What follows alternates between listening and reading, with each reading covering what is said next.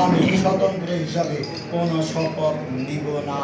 কারণ আমাকে যদি বিএনপি নিবে এবং বিএনপি সংসদ সদস্য হিসাবেই আমি ইনশাল্লাহ শপথ নেব।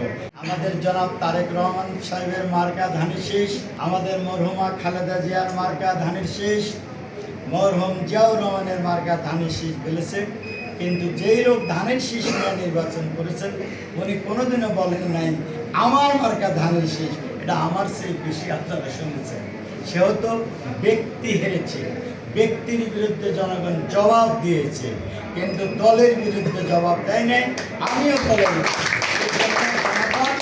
আমাকে ভোট দিয়েছে এবং আমি মৃত্যু পর্যন্ত, যেমন আমি বলেছি, আমি স্বতন্ত্র হিসাবে কোনো শপথ নিব না।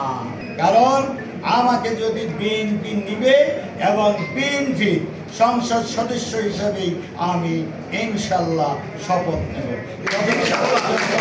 বিএনপি আমাকে না নিবে ততদিন পর্যন্ত আমি শপথ করব না।